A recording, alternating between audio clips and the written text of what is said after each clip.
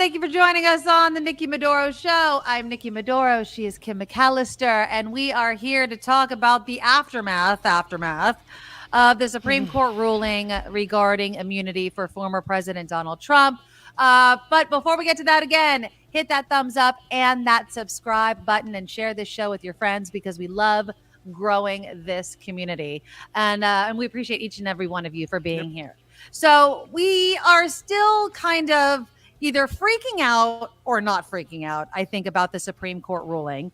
President Biden last night made his remarks regarding the decision by the Supreme Court. And again, just to catch you guys up, it wasn't total immunity for Donald Trump. What it was absolute immunity for official presidential actions, which we knew because, you know, if it's an act of war or what have you, we know that. But if it's not in that official bucket, then he doesn't have immunity from it. Now, does his actions leading up to January 6th fit in that bucket? That's still a question mark. And again, it's being sent down to the lower court.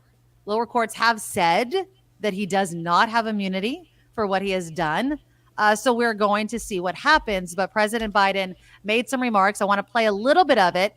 And all as I play this for you, Kim, the only thing I keep thinking of is this is what he wanted to say during the debate. This is how he wanted to talk during the debate. And again, I understand these are prepared remarks.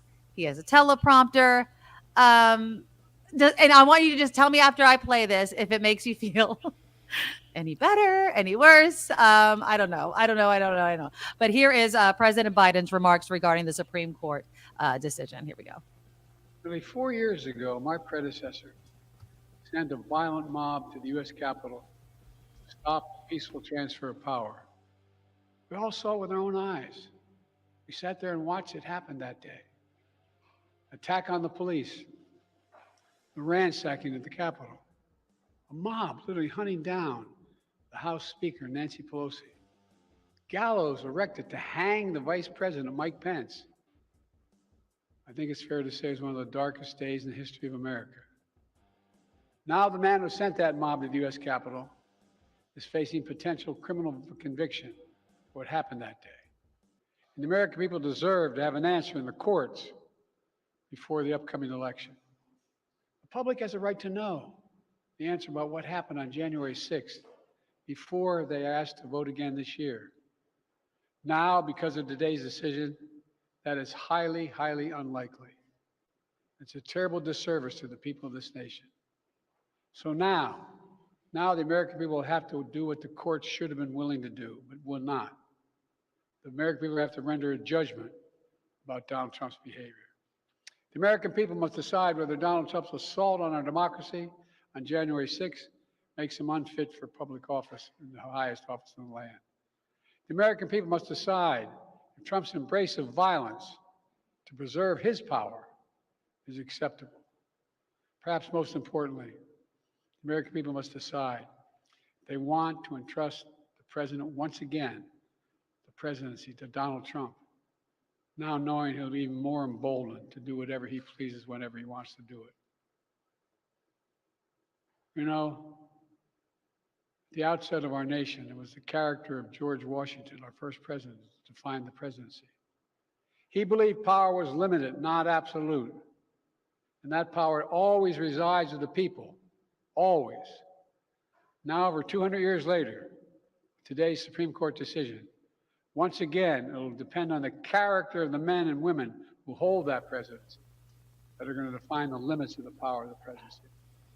Okay, so it goes on from there. I mean, that should have been the closing argument at the debate. Exactly. I mean, and he goes on to basically say he is not going to be what people fear Donald Trump would be, right? Is to kind of abuse that immunity, abuse the power of the presidency because he has the character for it. He understands the responsibility of the White House. And while I applaud Biden for making that speech, I just wonder if it changed people's minds. I mean, did it change yours seeing him? Well, I was going to vote for him regardless. Well, you know what I mean. It didn't change my mind. If I believe that Trump is, you know, a great guy, I'm not thinking he'll abuse that power either, or I don't care. I feel sad and scared. And I know you are saying people, chill out, back up, it's okay. But you see stuff like this in the Huffington Post. Check out this death rattle for democracy. Is it? Is it a death rattle for democracy? Is democracy as we know it knocking on death's door? And I think it's true. I was looking at another one of their. Too. It's true, but another one of their. It's what Sotomayor said. She fears for our democracy. So it might be clickbait, but it's true. Another one of their headlines today said bribery, murder, attempted murder, espionage, all on the table. Yeah. Assassination, all on the table. It's an official act, so it's covered, right? Well, they can make a case for it. Sure. That's the thing. And it slows it down. Yes. I mean, I understand, and I'm not trying to minimize the threat and the concern and the fear for our democracy. I'm with you on all of that. But what I'm not sure. I guess I'm having difficulty putting it into words. I guess I just have more faith in the system. So because I want to have the system. I love that about you. And I did too, until the debate. Really? No. That's it? That's all it did it for you? No. Okay. So I look at what happens. I have faith in our systems of government. I have faith in our, three-pronged approach. I'm looking to the justice prong to get it right? The judicial branch. I'm looking to them. And what do I see? I see a kangaroo court full of people on the take. This is not a court to respect. These are not people who are doing service for America. These are people who want a house bus and a free education for their kid and a free house for their mom and a free trip to Bermuda. These are people who come at it with a bias, who are flying flags over their house. These are not people who check their bias at the door, listen to the facts, and do the best they can for the American people. That's not what it is. So that's what makes me lose faith in America, is that I can't trust that they got it right. Yeah. There might have been a time where I might not have agreed with their opinion that came down, but I might have said, they heard the facts, they looked at the legal arguments, this is the Supreme Court, these are people who are educated, who are respected, who are spending the rest of their lives, they don't get to retire even, right? Yeah. They're working into their old age. I mean, they get to if they want to, but you know what I mean? They usually don't. So they're giving their lives to the pursuit of having justice in America and protecting the Constitution. That's what the Supreme Court's about. And I believed that, but I don't believe that anymore. And so when something, God, I'm going to cry. It's so emotional. When something starts to crack like that, when your belief in the foundation of this country starts to crack, then what is it? Then you look at everybody else. Are they on the take? Is this going to work out? And you start feeling disillusioned with what we have. And the only person I can say, we didn't have this problem until Trump came on board. And once Trump came on board, everything started to unravel and fall apart. Now, I want to have faith that what the founding fathers set up, this system of government that has lasted us so long, that we can make it work.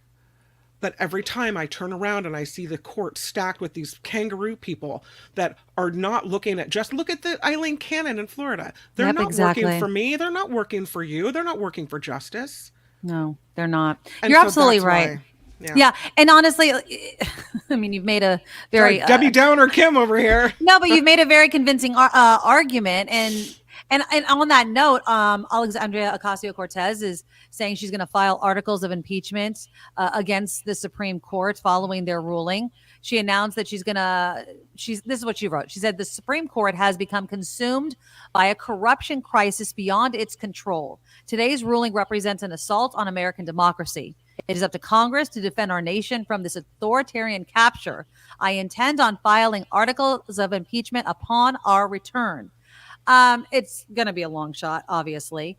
And on your kind of going off what you said, basically the fact that these people that were appointed by Donald Trump to the U.S. Supreme Court, going through the entire process of being appointed, saying, for instance, with Roe v. Wade, that it was the law of the land, basically lying just to get in, And the moment they have a chance, they overturn something that was law of the land for so long, shows that they're disingenuous and would do anything to be in that position. And so they themselves made it so we don't trust them. They themselves put us in this position where we don't look at the high court as this kind of beacon of a check and a balance in our democracy. So I get what you're saying, Kim. I believe that there is more good people than bad. I believe that I hope, I guess, that there are more good people than bad. I think that there's more common sense, but I think you're right. I think that I also worry that with the advent of the internet and social media and what it is literally doing to our brains, this confirmation bias, these rabbit holes, these echo chambers that we find ourselves in, that people are making decisions, big decisions, without all the information. And it's scary. And it's scary that they vote and they're voting for people that make decisions that impact everybody else's lives.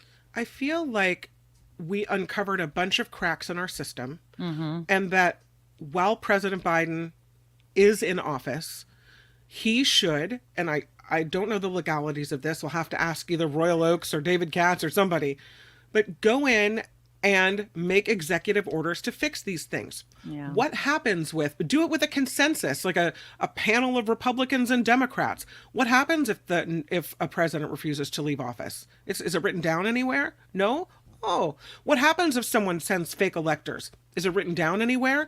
We need new laws. We need to have this, written down. We need to iron it all out and hammer it out. We need new laws that will tell you what's a presidential act and what isn't. Is it legal for a president to, think the worst? Think of the worst thing a president could do it's obviously illegal, but they could somehow murder their political rival. Yeah. So we need to iron it out. We need to hammer it out. We need to do it now so that people start having faith in the system again. Yeah. That's what we need to do. We didn't know before that. We thought no one's going to be a big jerk and ever have this happen. But apparently, this is why we can't have nice things. So now we need to go around and clean up the paint off the walls. Now we need to figure out what's happening.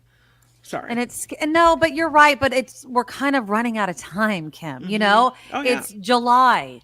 November, while still a ways away, not that far away. And really, for Biden to get a consensus, get some Republicans to do this with him. I mean, look, I know Lindsey Graham is just an asshat and would never, do the right thing. But just the fact that Republicans are taking some sort of victory lap over the Supreme Court ruling, replace the word Trump with Biden, and then you tell me how comfortable you feel with this Supreme Court ruling. Are you doing a victory lap? Is that what you really want? I mean, in the way that they're interpreting this, you know what I mean? So I don't know. I'm trying to stay calm and rational because I hope that there's enough calm, rational, and moral people in positions of power to get us through this. I am scared for November. And what sucks is when Biden won, I really thought it was over. I really thought Trump was going to go the hell away. Yep. But, people continue to stay so focused on him. And it didn't help that January 6th happened. If January 6th wouldn't have happened, I do think that Donald Trump would have gone away. But because it happened and it became this black mark, and then people wanted, obviously, then we were arresting people and charging people. And then all of these things were happening, that it stayed in the limelight for so long. And then he's had this, kind of resurrection, and now he's back. And I just can't believe we're in this spot again, and it's so disappointing. But you know what's different, Kim? And I just want to lift your spirits just a little bit. Just a little bit. I loved watching this video. Hold on, let me get it up for you because it really was great. Steve Bannon held a news conference right before he had to go to prison, and he was being drowned out by hecklers, which was just amazing because Marjorie Taylor Greene, who's an asshat herself, was trying to talk as well. But let's just watch these two idiots. And this is right before he had to go to prison.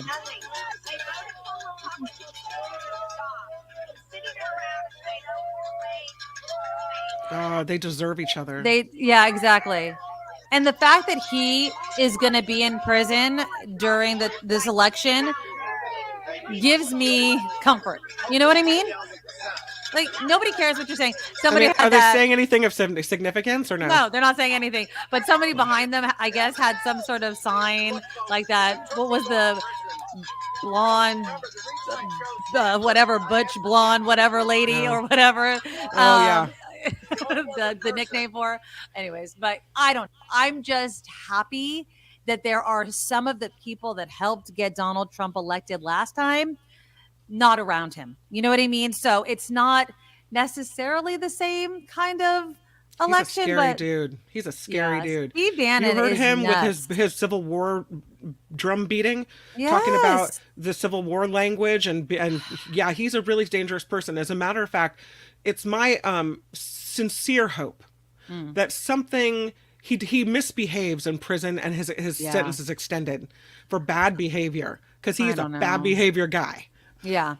Yeah. He'll be in prison until just before the general election, serving time. Where is it? In Danbury, I think it's where he's supposed to be. I think that's where, yeah, Danbury Federal Prison in Connecticut. He's for 4 months for refusing to testify to Congress for his role in January 6th. Yeah, bleach, blonde, bad built, butch body. That's what it was. I mean, again, I feel so bad. I hate to wish poorly on people. Like, I I know. hate Not to them, wish that not his them. sentence is extended for bad behavior. Like, that's not who I am as a person. No, Why for do I them let and you. they make me into it? Like, they put blackness in my heart and make it into a dark, nasty place. It's not a dark, nasty place. The truth of the matter is there are people like Steve Bannon. There are people like Marjorie Taylor Greene.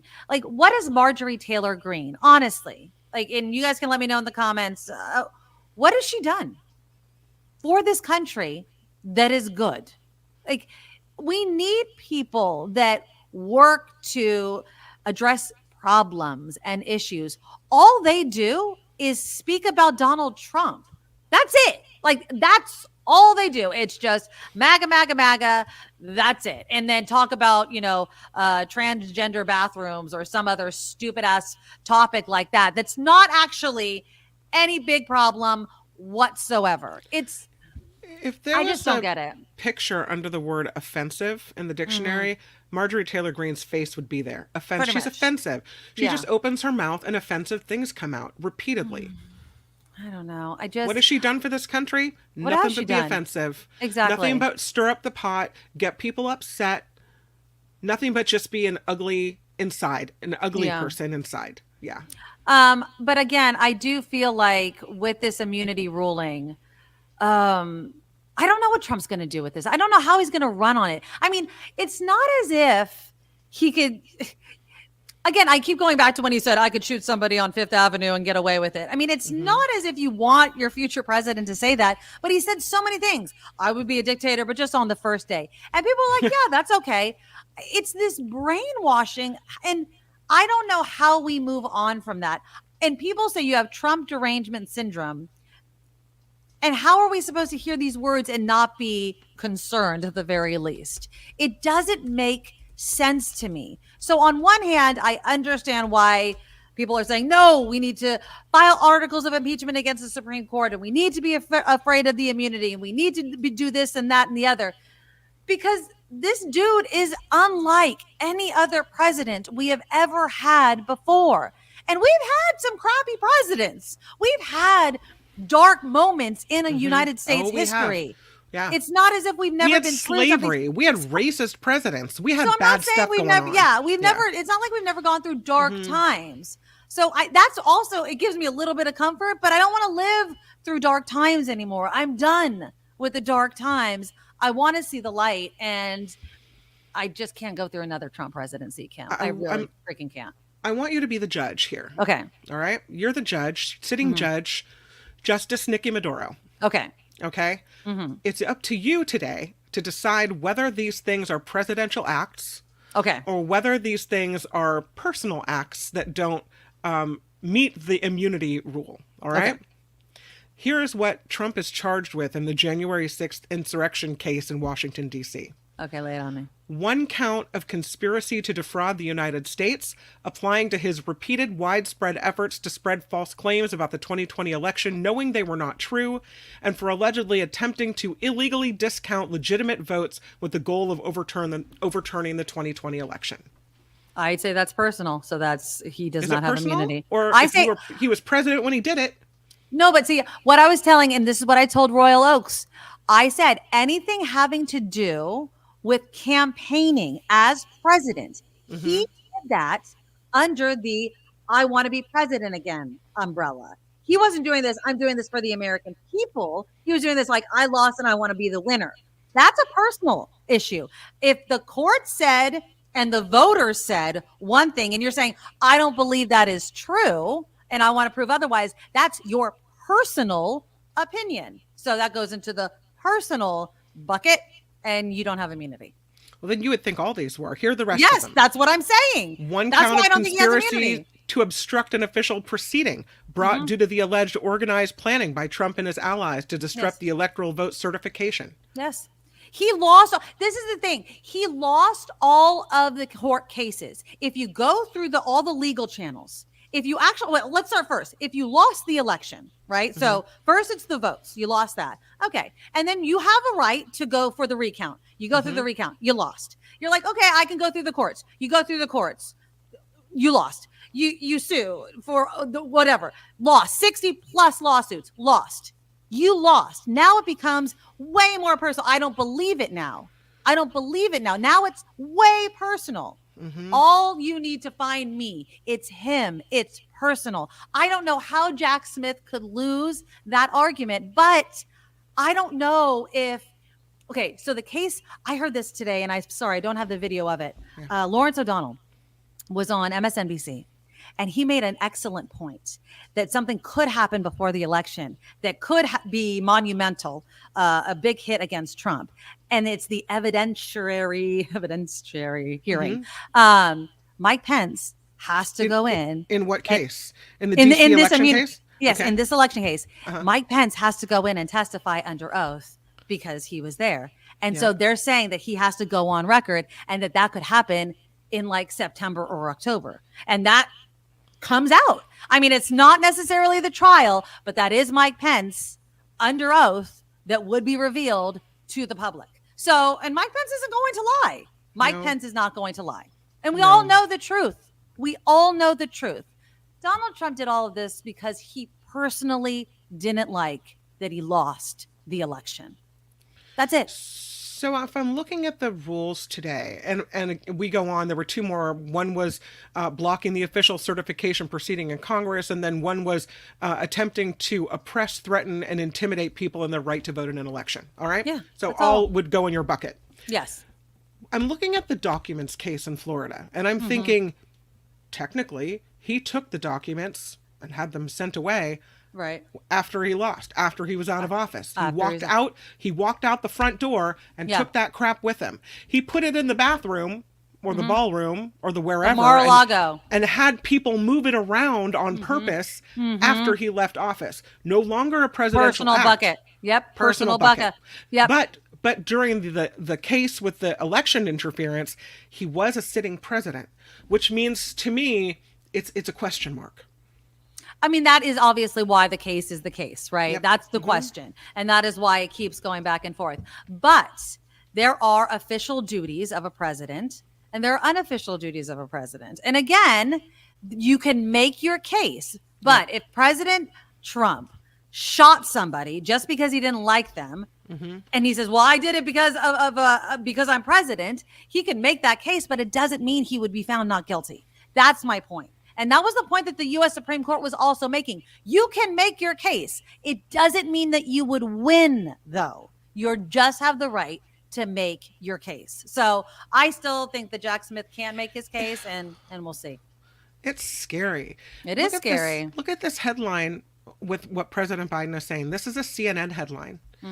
And it says, President Biden, ruling means there are virtually no limits on a president. Right. Does that mean that President Biden could say, you know what? I think Trump's a danger to American democracy. I'd like him taken out. Could he do it right now today? And then there would be no problem? Done. King Biden was I am trending not advocating on X. hurting anyone. Right. No. I just wanted to throw that out there. But this is what that ruling could mean. I mean, technically, there are no limits on a president. So if he thinks it's in the best interest of America as a sitting president, he could make the argument. What are you going to do? Put him in prison? He's old now. Good. Sayonara. Saved America. The problem is Biden would never do it. He would never. No, because he's a good do guy. it. He's a good guy. guy. Exactly. And that's the thing is Trump probably would try. And if he surrounds himself with a bunch of sickos that are just like him, they're probably like, yeah, give it a shot. You know what I mean? Like, I don't know. I don't know what a second Donald Trump presidency would look like, especially if he surrounds himself with wackadoos like him. I have no idea. But President Biden has made it abundantly clear that he's not going to abuse whatever interpretation the Supreme Court ruling is. But again, King Biden was trending on X, and people were throwing out all kinds of scenarios like you were mentioning, Kim, right? Like he could do this and he could do that. Biden's not going to do any of that. And that alone is another reason why you should vote for Joe Biden for president. I mean, come on. That, again, is the reason why you should. And I don't know. I mean, isn't that who we want? Don't we want the president to be the good guy or the good lady or the good person? The good person. It's Harrison Ford in Air Force One, whose courage and bravery, and he's American. It's Jebediah Smith in The West Wing, right? Who fights for justice and truth. Exactly. God, what's wrong with us? Aren't we looking for the best of the best? Now we're telling you that it doesn't matter what the president does. He can be the biggest law-breaking, disgusting scumbag criminal on the earth. It's okay. He's the president. As long as he spoke clearly at a debate, I know I was seeing like the Handmaid's Tale girls, and they're like, I didn't like how he stuttered at the debate. Remember, and it was butter emails. Are we going to have another butter emails freaking moment in this election? I really freaking hope not. I really freaking hope not. All right. That's our show. You guys, please make sure you have subscribed and hit that thumbs up button to show your support. The Super Chat also live, and our Patreon. Please support the show. It keeps us going. Just go to theNikkiMadoroShow.com and become an official Madorable. You can donate whatever you want one time a month. We really appreciate it. And if you like PayPal, just go to paypal.com. Hit that send button and send it to theNikkiMadoroShow@gmail.com. And the 4th of July, perfect time for barbecue, and the perfect time for Auntie Tabby's Island Flavor Barbecue Sauce. It's guava flavor. It's so good. Plus a hibiscus and a pineapple hot sauce. You can get a mix pack. It's so good. And then make sure you use the coupon code NIKKIM, NIKKIM. Look at Jim with that smiling face. He bought the max pack. NIKKIM gets you 10% off every single time you order. There's Dan. Look at that happy face. So again, AuntieTabby's.com, and then use the coupon code NIKKIM. All right, you guys, thank you so much. We will see you tomorrow. Have a good one and stay cool. Bye-bye. Nikki, you're all so awesome. You're proud, like a beautiful blossom. You're also the best. I really can't rest. You're all so awesome. Wow. Okay.